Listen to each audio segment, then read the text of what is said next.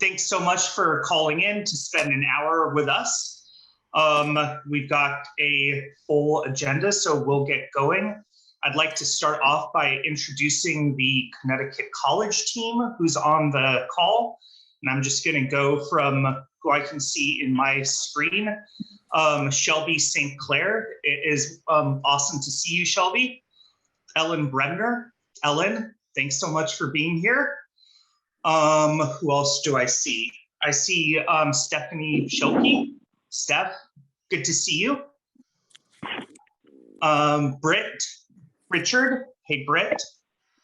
Lynn Kreider. Good to see you, Lynn. And also Susan Daniels, class of 01. Susan, thanks for being here in your role, both with Con as well as a CGO. And I'd also like to extend a very warm welcome to our alumni board development committee members who are here. I see Mario, class of 1990. Good.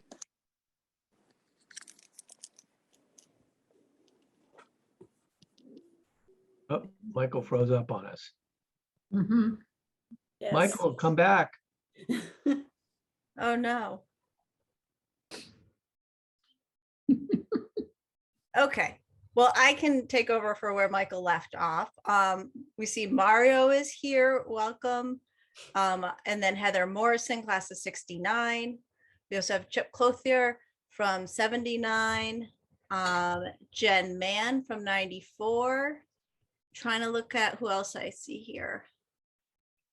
Am I missing anybody? I'm Patty Riley from 75. All right. Hello, Patty. And Caroline Cole from 74. Hi, Caroline. Suzanne Krantz from 68. Hi, Suzanne. Mhm. So if everyone would like to, you can either change your name in your box by going to the 3 dots at the top right and putting rename and then put your class year in there. You could do that, or you can put it in the chat.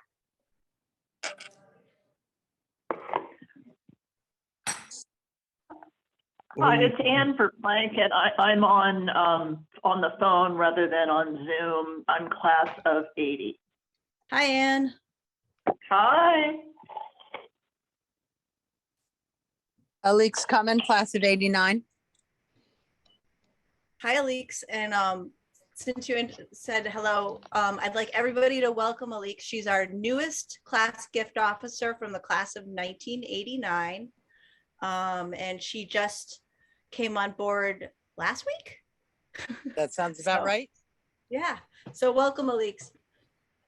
Thank you. Happy to be here.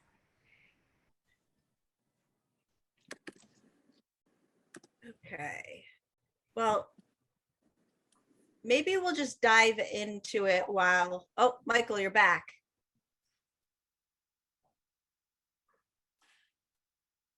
We can't.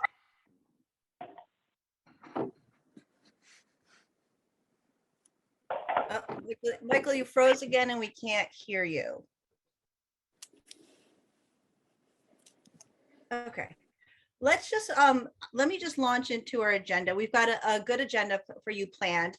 We're going to start off with Majid Hassan. He's a student, class of 2025. Then after that, we're going to do the fundraising update. And then we're going to fill you in on the Camels Count 48 challenge, 48-hour challenge, and then we'll wrap it up. So I'm going to introduce to you Majid Hassan. He is a student advancement officer. It's one of the programs that I oversee.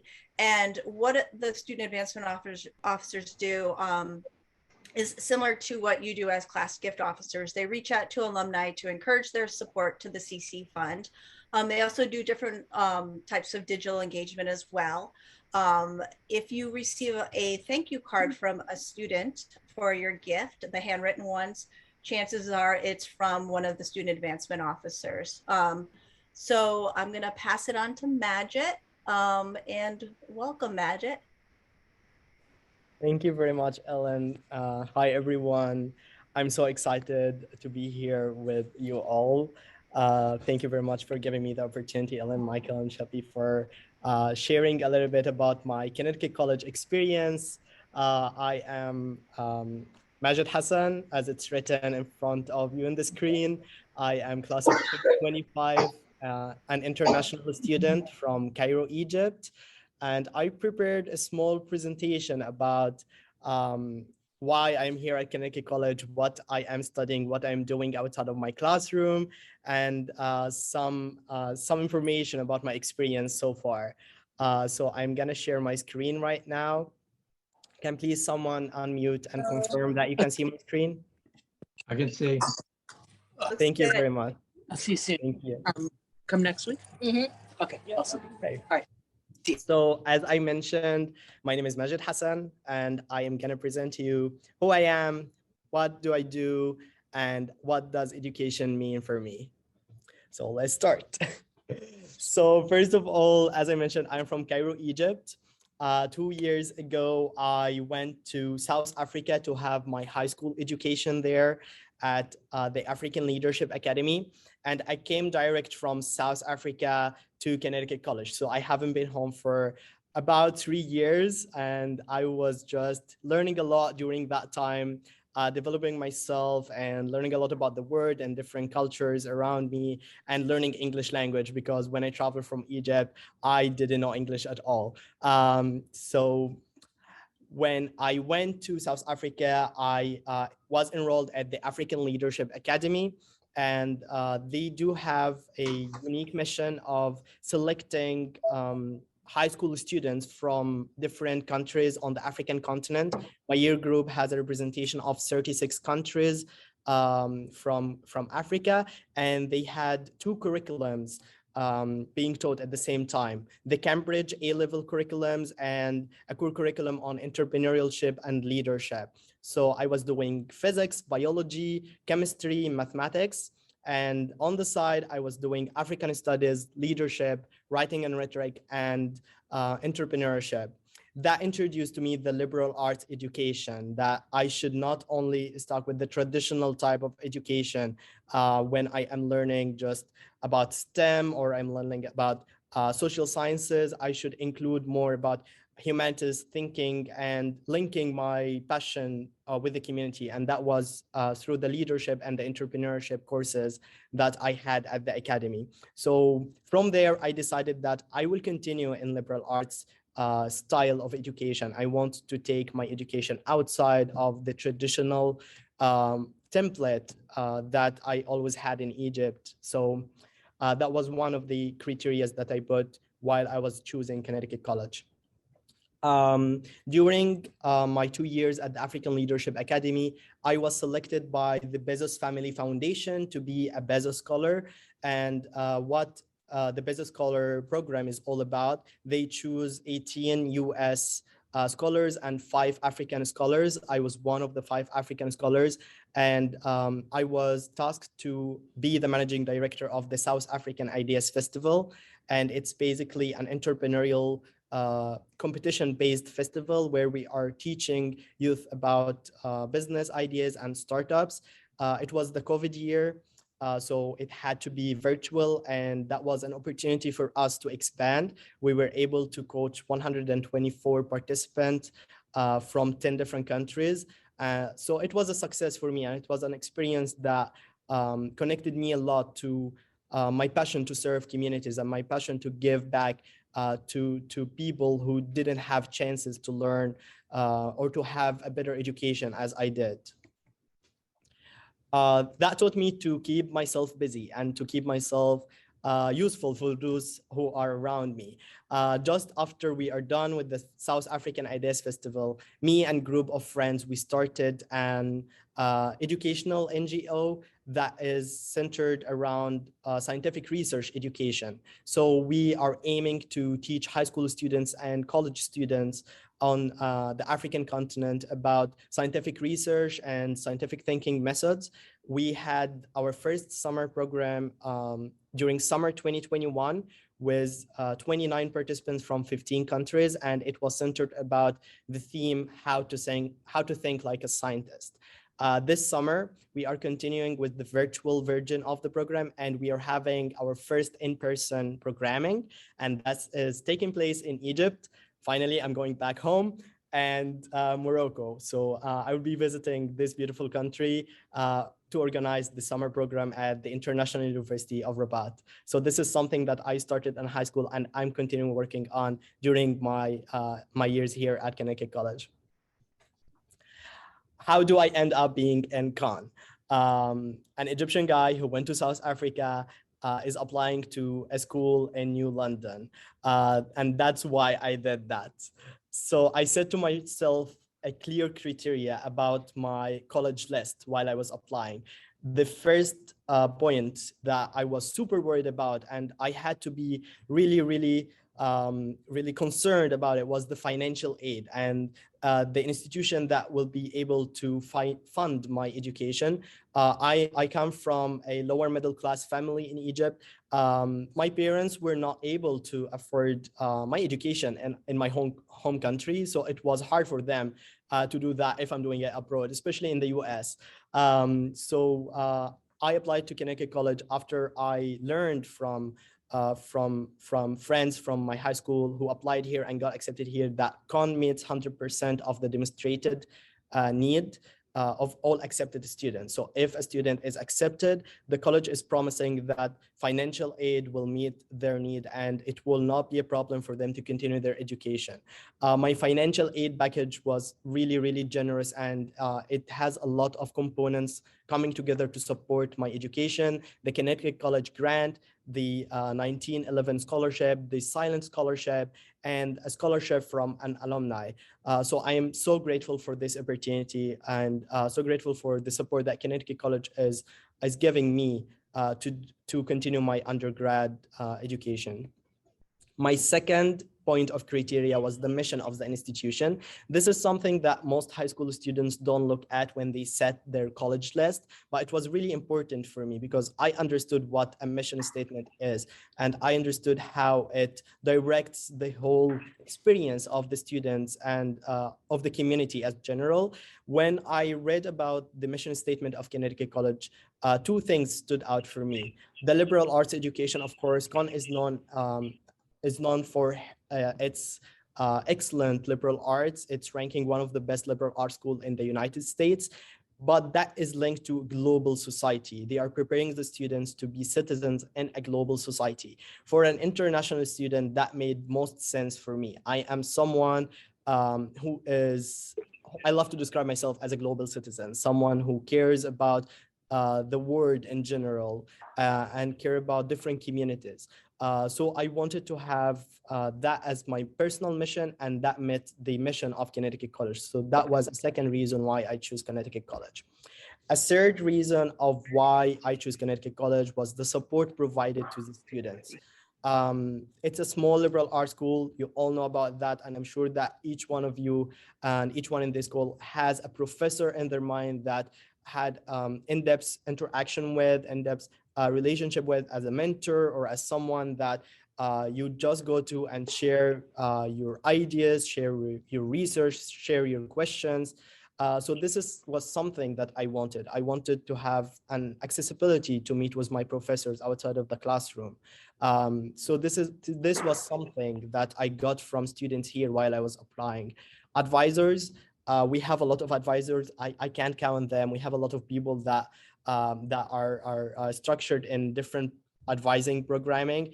We have the year dean, we have the academic advisor, we have the career advisor, we have the international student advisor, we have the floor governor, the house fellow. They are all advisors for us to support us as a student. The career support from the Health Center, of course, and this is something that I'm gonna talk about later, but I started my career programming even before I arrived here. I did my career course preparation during the summer.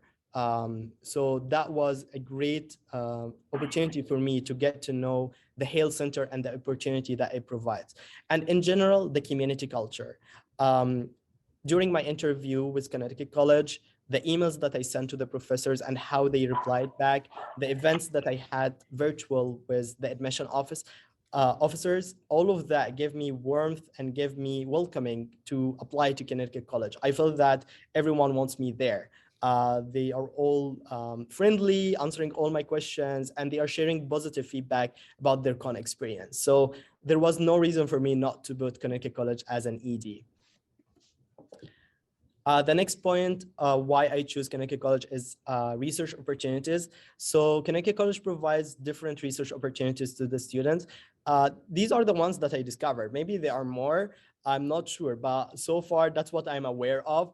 ConSharp is basically, if a student has a proposal on a research project that they want to work on during the summer, they can apply for ConSharp application and they can receive funds up to $3,000 to do this research opportunity. The pathway research, if a student is doing a pathway, they already have allocated funds for research experiences. Research-based courses, so far I had 3 courses that was the final submission for them, a research paper. And the Global Scholars Fund. So this is something provided by the Walter Cummings for students who want to travel abroad or go to a country during the summer to do a research experience there. These are the ones that I know, and I'm sure that there are a lot of experiences to do research here on campus. I know a lot of my friends are working with professors on the research papers, and I know a lot of students who are doing independent research paper, then they get an advisor to review them. I appreciate research. I love research. I believe that research is the best way for education. So it was really a good thing for me to see that Connecticut College provides different research programming for students. Okay, what do I want to study? I never knew what I wanted to study. I am someone who is interested in many fields. And it makes sense for me to apply to Connecticut College. I wanted flexibility. I wanted to study architecture. I wanted to study economics and finance. I wanted to study arts. I wanted to study education. I wanted all of that to come together in a certificate of undergrad that will allow me to go to a market as a confident young man who is ready to serve his community. So I decided to join Connecticut College, and I said to myself, I'm not gonna bother myself about what major I'm doing. Everything will come together organically by my junior year, senior year, whenever that happens, through the pathway curriculum. The pathway curriculum allows students to have different fields together, and they connect it towards one passion, one interest, one thesis question that they are working on. So this is something that sounded more like me, and it released a lot of stress from my shoulder, because I don't have to give a straight answer to this question, what do I want to study? Because I really don't know. If you look at my courses, you can never tell what major I'm doing. It's courses from everywhere. So this is something good about Connecticut College, and I'm waiting for all these courses to come together in my pathway. Everyone is promising me it's happening. Everyone is promising me that what has been happening for the past whenever con started. So I'm not stressing myself about that, and I'm just enjoying the process. Study away programs, believe it or not, I can't even believe it. My friends in other schools can't believe it. I got a study away program in my summer after first year. I'm going with Professor Archimedes to Italy for a month to do the CCA program. It's an archaeology program. This program is fully funded by the Career Center and the Architecture Department. And there are many other opportunities to study away. I might do a summer study away program through the Walter Cummings. I might do a semester study away through the study abroad office. So I love traveling. I love studying while traveling. So I would appreciate a place that has such a strong study away program. So these are the reasons why I decided to come to Connecticut College. Now I'm gonna talk a little bit, oh yeah, Connecticut College, and I got in, that's why I'm here. So on February 12th, I was shouting in the dorm. It was 3 a.m. No one understood what was going on. I was just shouting, and I kept shouting for like 30 minutes, and no one understood what I was saying. I called my mom. I was crying, and she was super worried. It was 3 a.m. in Egypt as well. And it got me like 20 minutes to get her understand that I got into a school.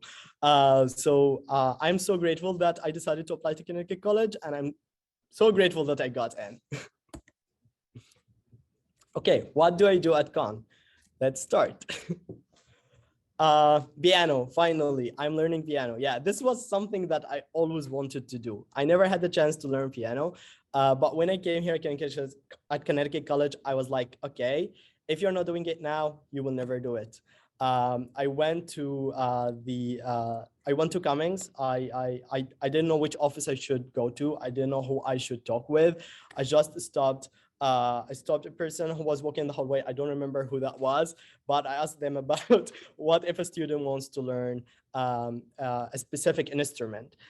So they directed me to Professor John Anthony. He was there that day, and I shared with him that I play a Middle Eastern instrument that is called lute or oud. And I know that I might not find a professor who helped me to learn it, but I am super passionate about learning piano. So he was like, okay, do you have any recordings of your playing on the lute or the oud? I was like, I don't have recordings, but I do have the instrument in my dorm room. So I ran to my dorm room. I got the instrument. I played a piece for him, and he was like, "Okay, I think you came to the right person. I'm the one who'll be teaching you piano." And since then, I have been having one-on-one with him, learning piano. So this is something that I am really, really happy that I started working on, and maybe by my junior year, senior year, I'll be able to perform in a concert here in the auditorium. Arabic Debate Club. Yeah, that was something that I never planned for. I never did debating. I don't have any experience with that. But when I came here at Con, there was an Arabic debate championship in the US for US schools. So I was like, let's try it. Let's see how far I can go. So I texted some few friends here at Con. I'd be like, are you interested in making a club for debate and joining in this championship? And they were down for it. So we went to Chicago. We participated in the championship. We competed with 44 US schools, and we were from the 4 schools that were qualified for the international championship in Turkey happening in the summer. The 4 schools are Connecticut College, Harvard, Georgetown, and Duke. So it was an experience that I never planned to have. It just happened like that. But I really enjoyed debating for the first time. And right now we are practicing every single week for the championship in the summer. Learning a third language. French is the 3rd language in my country, the 3rd official language in my country. I never knew how to speak French. I had high school French classes that was like 2 hours a week. I never learned anything. I just knew how to say bonjour and comment ça va. So when I came here, I was like, I have to learn French. And it's a requirement for all the students to learn a language for at least 2 semesters. So I was like, okay, let's do it. It's time to learn French. So I'm currently doing French 102, and I will continue doing French for the next, God knows how far I can go with that. It's not an easy thing for me, especially with my Arabic tongue. French and Arabic, they don't meet at all, not at all. So I'm being challenged through this course, but I'm enjoying it. I need to plug my laptop because it is going to, I just need to put the charger, give me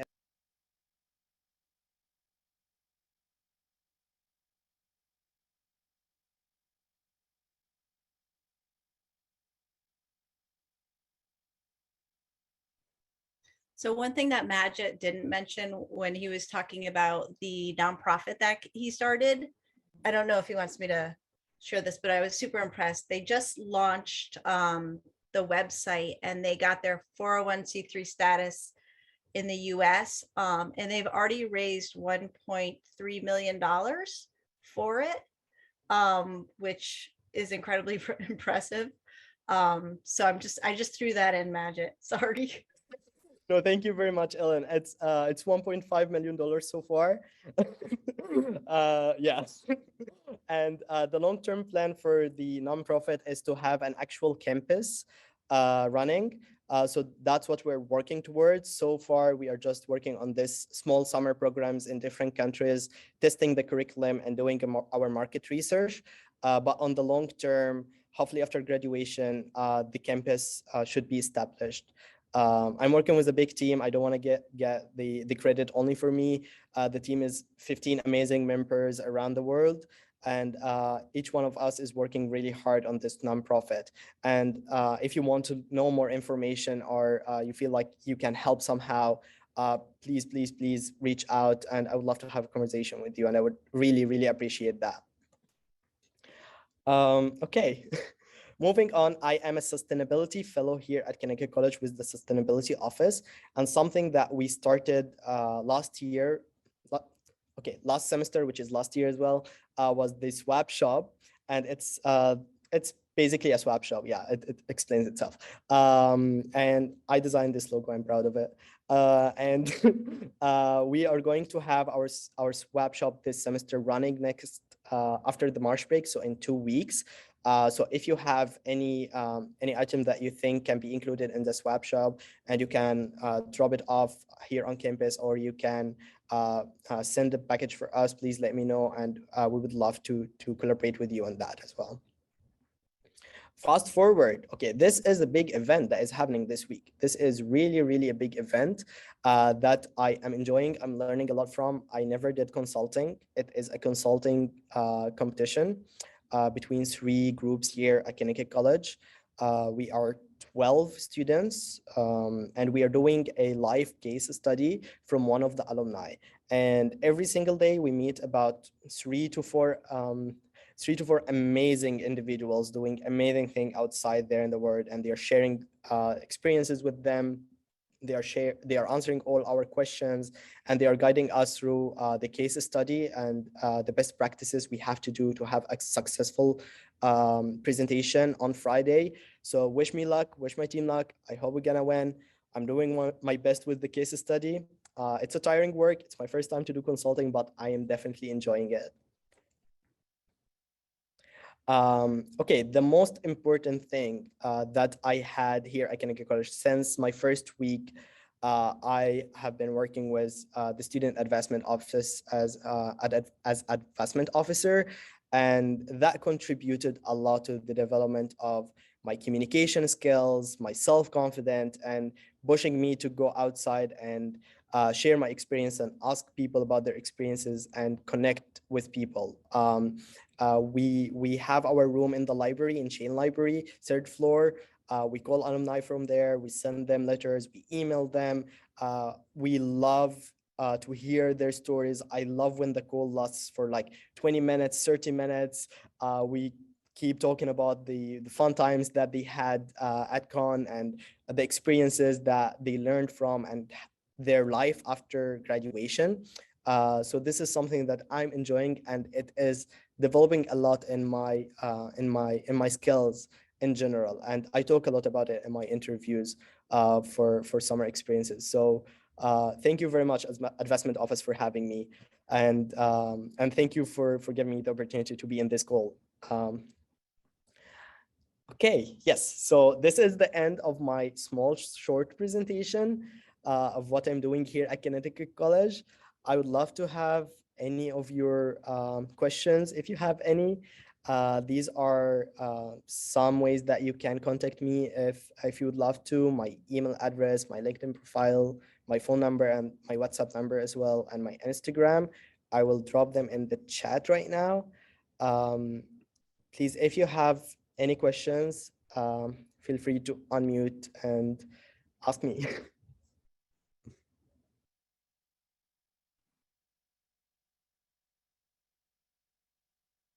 I have a question. I want to know when you sleep. I do sleep. I sleeping is something that there is no conversation about for me. It's nothing can take my sleeping hours, and I learned that the hard way. In my high school, I had really tough schedule. I was not that experienced in time management, but when I joined Connecticut College, I made it clear for myself that there are few things that I will never give away. Eating time, sleeping time, and exercising.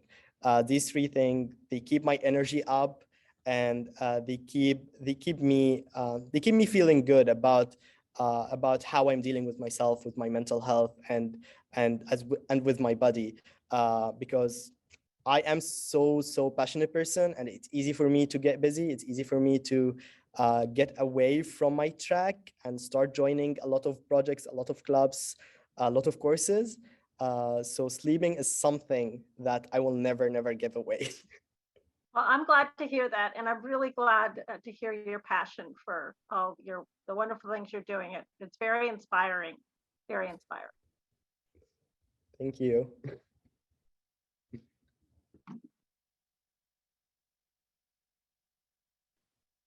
Well, I want to thank you, Majid, for spending your time with us.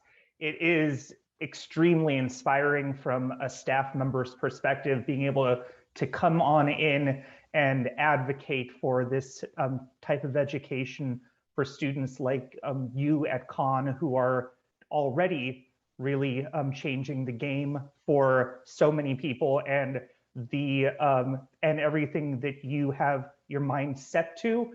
There are so many more great things ahead, and we're just fortunate to have you here. And again, you are surrounded by a very dedicated alumni community. And again, there are some special people here on the screen. And again, it's a pleasure having you. And I hope that you're going to be able to outreach to some of these individuals through your SAO work. So thank you so much for being here. Thanks for sharing a bit about your Khan experience with all of us. Thank you very much, Michael. Thank you, the whole team of Advancement Office. Thank you, everyone, for having me. And thanks for everything you're doing for Khan Student. It really means a lot to feel that there are a lot of support going on in the background. There are a lot of work, a lot of kindness, and a lot of giving back happening to allow students like me to have such amazing experiences. Thank you all, and I hope I will be able to see you in person soon. And have a good night. Bye, everyone. Thanks, Majid. Thank you.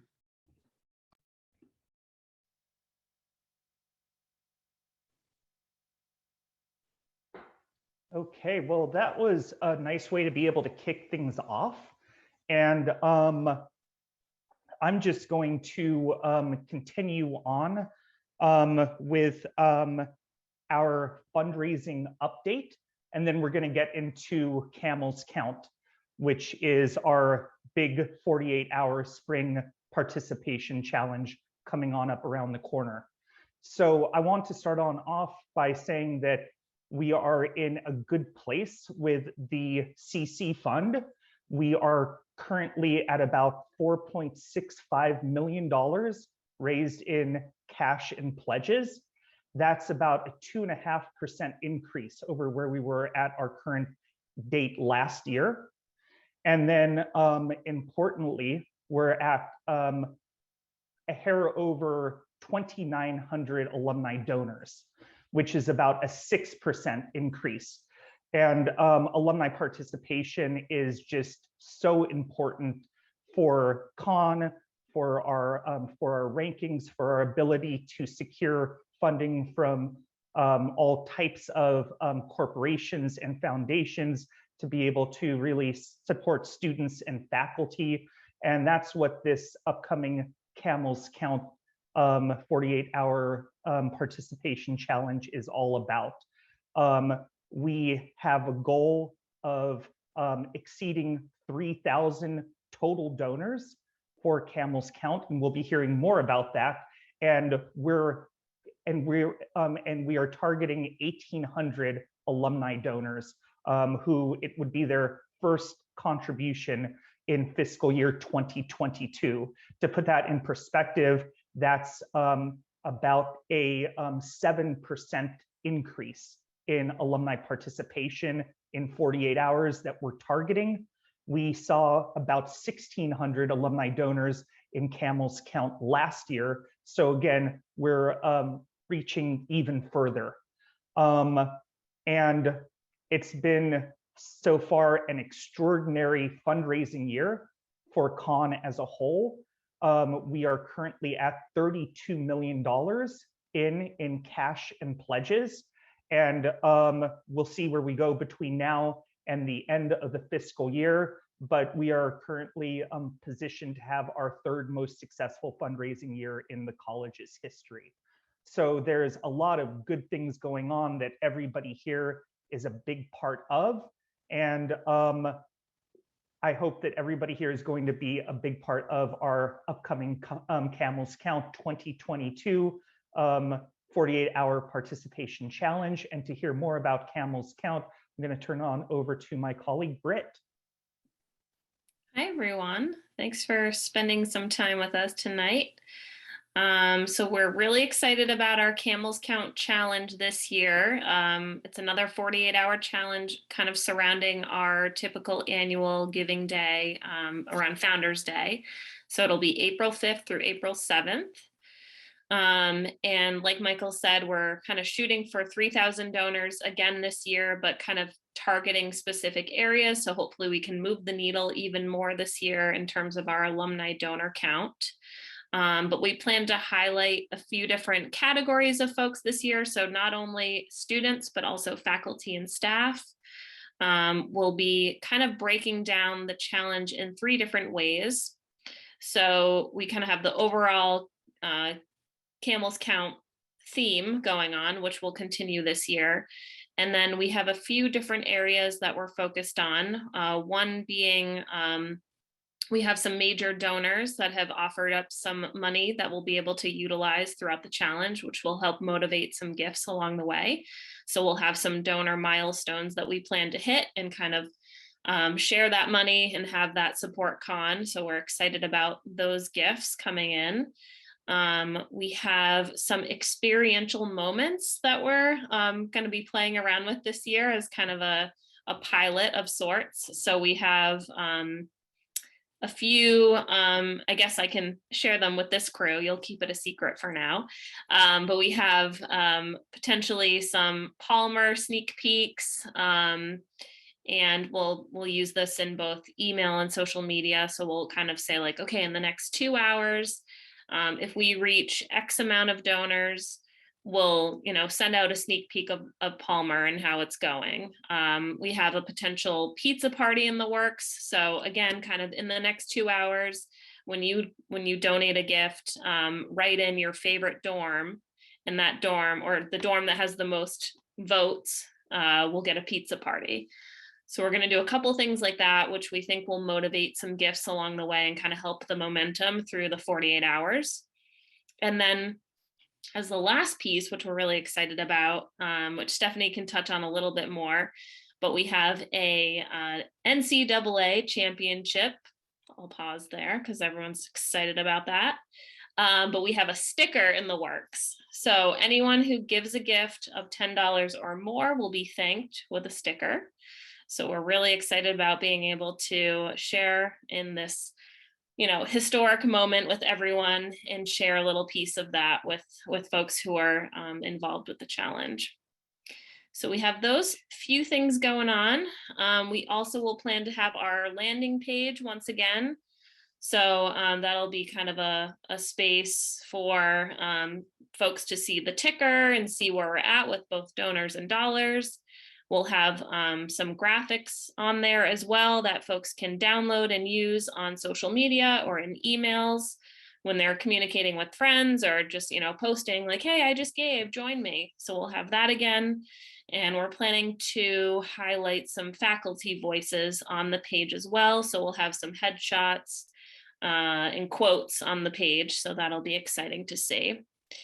One other piece that we're excited. Oh, yes. Here's our theme for the year. Some new colors, looks great. One other piece that we're looking forward to this year, or having the opportunity to utilize different payment options. So in the past, kind of through this landing page, you could obviously give through credit card, or you can always mail in a check or give us a call. We're happy to do or take gifts that way. But this year we will have the ability to take some digital wallet options. So Google Pay, Apple Pay, PayPal, ACH payments, like directly from your bank account. And we might have the option to utilize Venmo, but that's still a question mark at this point. We're not sure when that will launch exactly, but we're excited about having these newer kind of digital options, which we think will help hopefully get some younger donors in the door and just make giving easier and quicker, which will be helpful. We also will be sending out, oh, sorry, I'm going to move on to communications. So communications for the challenge itself. We have some pre-challenge communications, specifically the CGO letters and emails that you've all looked at and hopefully approved by this point, but we will, so the letters are at the print house right now. They'll be getting mailed out in the next day or two, hitting mailboxes early next week. Or in the next few days, I think. We also have a specific Camels Count postcard, which will be mailed out in the next probably week or so, which you're seeing here. And it has a QR code on there. So folks will be able to scan that. I know Jen's excited about the QR codes. So you'll be able to scan that and it gets you right to the landing page. So you'll be able to view what we're kind of the general blurb about the challenge and give through there. So that's exciting. We also will have the Just One Thing the week ahead of the challenge. So that will highlight the 48-hour challenge. And, kind of that's sent to the whole community. So we'll get some more promotion there. And then day one, we are planning 3 emails throughout the day. So we'll have our launch email going out, and the main message there is obviously kind of, the challenge money that we have in place, kind of the donor milestones we're looking to hit, and utilizing that money, and also the sticker announcement. So that will be kind of a big thing that we're pushing in that first email. The second email will be about one of the experiential moments, and then kind of an update on where we are with the donors. And then the third email will just kind of continue that momentum through the day. Day number 2 will also be 3 emails. And I should mention, we also have social media plans in place as well. So kind of working off of the emails in tandem. So day number 2 will also be 3 emails, working on some faculty highlights with that, utilizing those headshots and quotes that I had talked about before, and possibly having some faculty members sign off on emails and kind of hearing right from them and how they feel about CON and what they're working towards, and how, how they've seen, working with students and how that's been going. So we're excited about working with those folks. And then we'll have more challenges, mini experiential things going on that day. And of course, highlight our update on where we are with the challenge. And then the last day, we'll have 2 emails, since the challenge technically is from noon to noon. So we're only planning to have a couple emails on that last day. Just another update, another last minute experiential moment, which we think will kind of be the pizza party, or like, select your dorm as you donate, and that dorm will get a pizza party. And then as we wrap up the challenge, probably either that night or the next morning, we'll send out a thank you and reveal the results of the challenge. So that's kind of our general overview of our communications. And then Stephanie is going to talk about the specific athletics piece and how we're weaving that in. Thanks, Britt. So I know Britt's already talked about and hyped up the NCAA championship sticker that we'll be giving out to all donors that give $10 or more.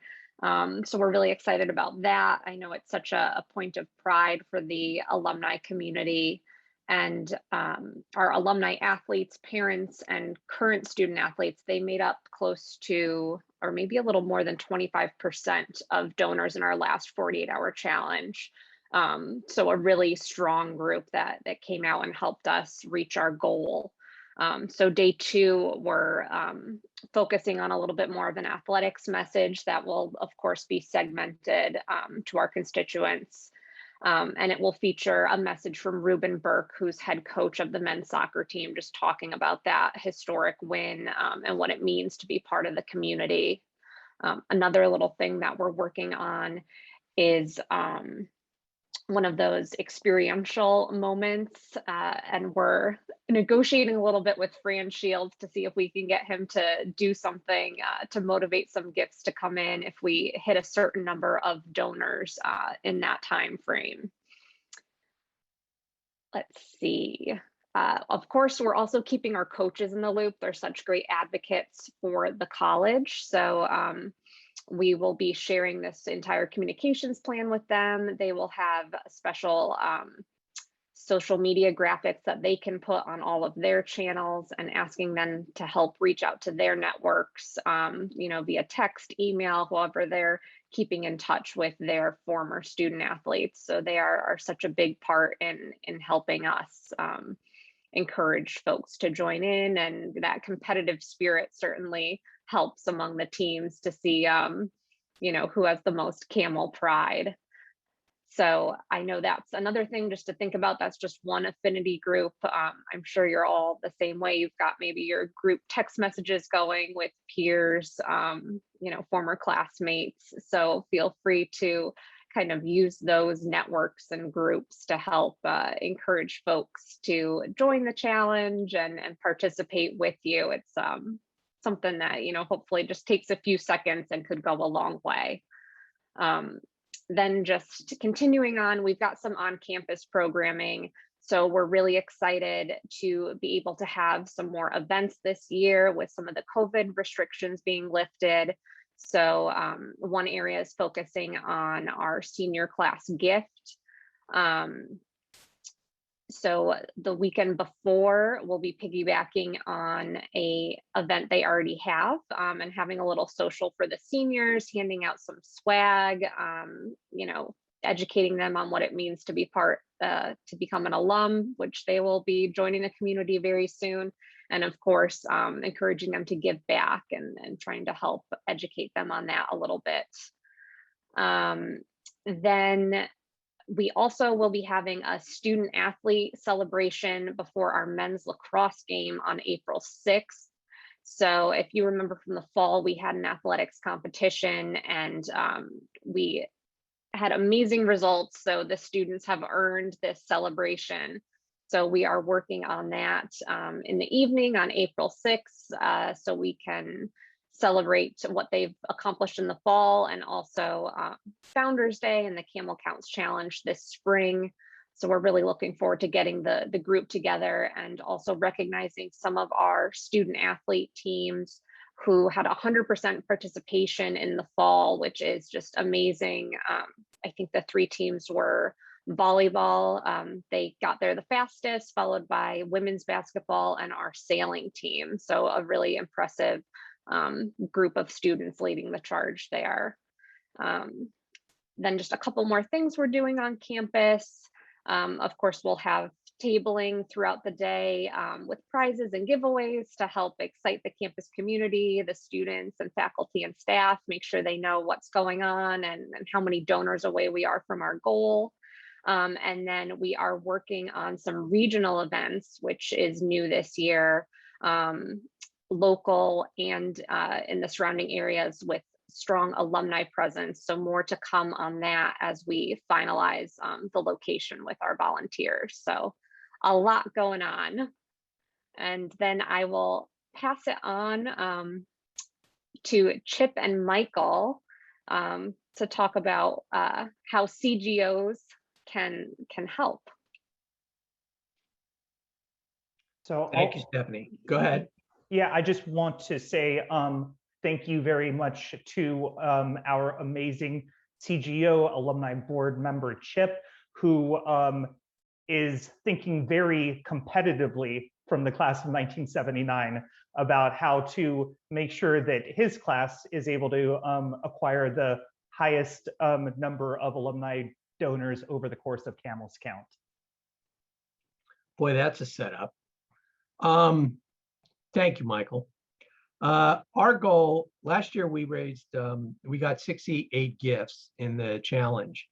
And by the way, I want to introduce Ben Sperry, my co-CGO. Give a wave there. Thank you, Ben. This year, Ben and I have enlisted 10 people to go out and solicit 15 or more classmates each. We selected people from various parts of our class because they stay in touch with different parts of our class. So the idea was like a spider, we're trying to get out to as much of the class as possible. Our goal this year is 100 gifts, which is a 47% increase. And if you think about it, we're kind of in line with the college because the college is looking for 3,000 gifts out of a total goal of 6,000 gifts. So 50%, we're at 47%. You know, I think we're in line. So we have these 10 people who have now selected the classmates that they want to attack.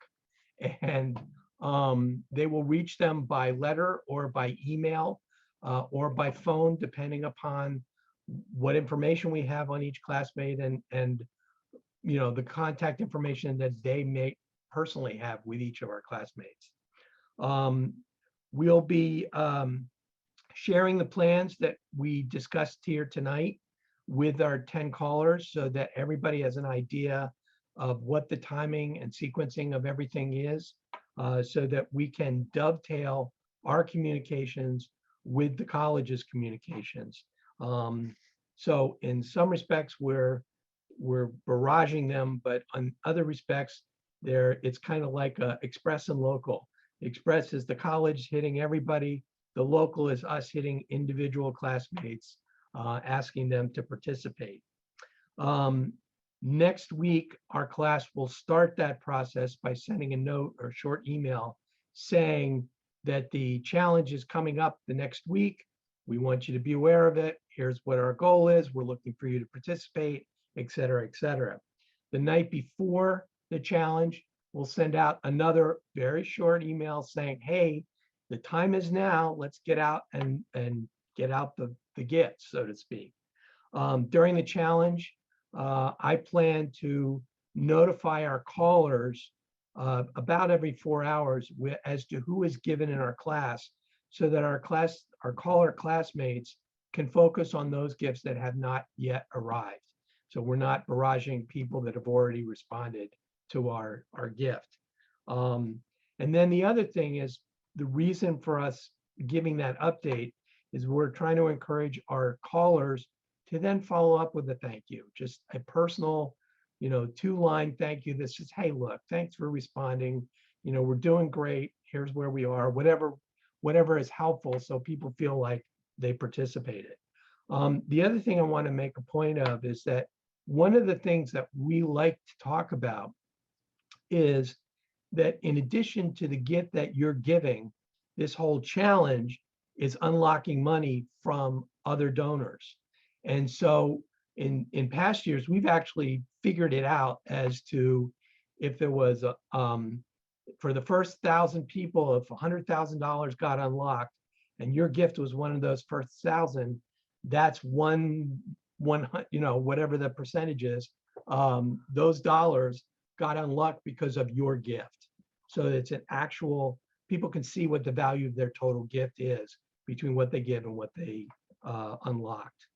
And then finally, I'm going rogue here, but there are some competitive classes here. And so what I would like to throw out, and I'm doing this for the non-reunion classes, because the reunion classes have a little edge up, but us non-reunion classes, it's tough to get people to get excited when they know they're not coming to the campus and seeing everybody and whatnot. So our goal is 100 gifts. Anybody who can beat us, I will personally send them a very nice gift. If there's anybody, if we want to pool a couple of classes on this, I'm game. I'm happy to work it out with the staff in terms of how we do it, but the more gifts we get, the better. So that's my challenge to all of you.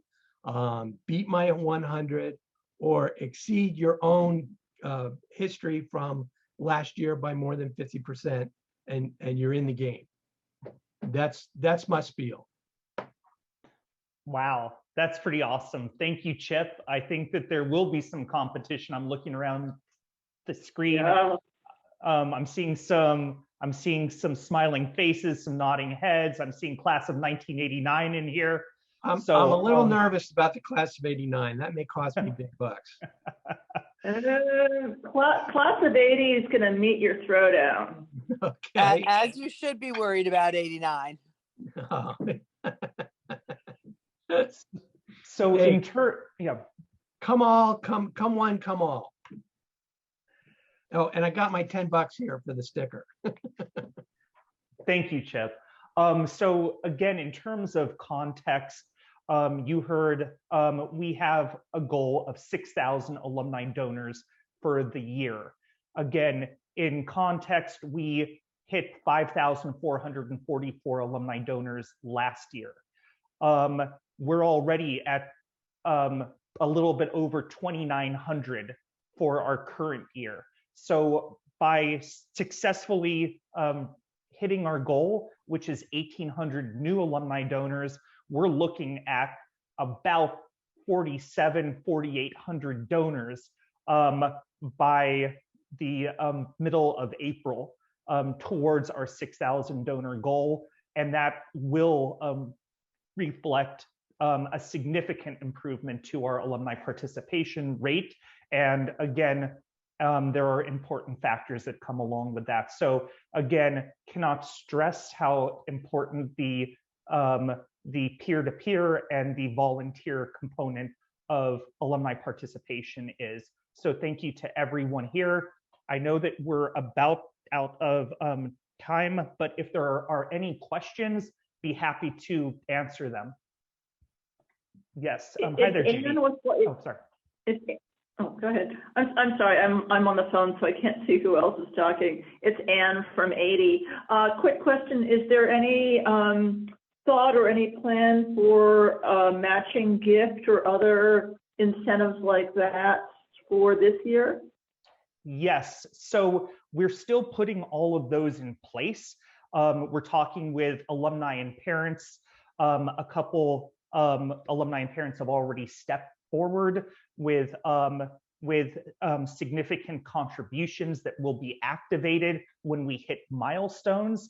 And as soon as we get all of those in place, we'll share out that whole structure. But that will be in place. And like we heard from Chip, when you contribute a gift of any amount, it is enhanced and amplified because of those larger activation gifts that will be coming from a small group of very committed alumni and parents.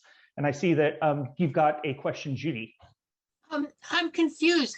Should we be waiting to call the alumni who haven't given until the challenge, and so that more people are giving during those 2 days of the 3 days between the 5th and the 7th? So I think that what the best answer to that is that you know the culture of your class. I think that, again, like we heard from Chip, he's looking at the peer-to-peer outreach as kind of that local kind of thrust. And then, of course, the college is going to be rolling out a series of larger communications. So what I would encourage everybody here to do is to be thinking about what is a goal for your class in terms of how many contributions can you target, and then our CC Fund staff is going to be following up with everybody here, and all of our CGOs will be sharing more information about the sequence of the college's outreach and how you can best align your own personal outreach with that. So I would encourage you to wait for now, and in the next week or so, you'll hear from a CC Fund staff member, and we'll be able to take it from there, if that makes sense, Judy. Okay, thank you. Sure. I will just add on too, if I can, part of our CGO letters do include kind of a save the date note for the challenge. So even though those are probably coming in the mail early next week, so about 2.5 weeks ahead of the challenge, we're including kind of a save the date about the challenge in those.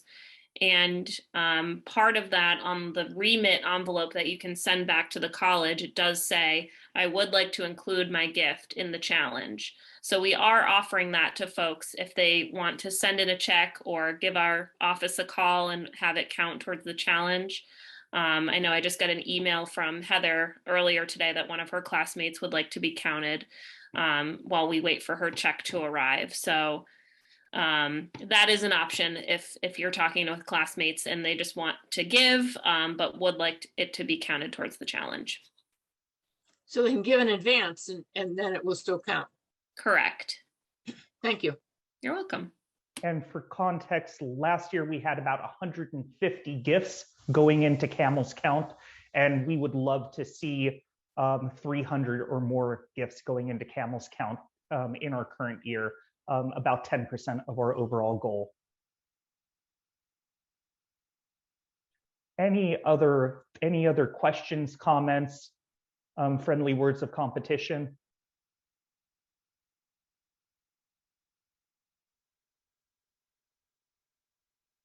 Okay, well, we will be in touch with everybody here.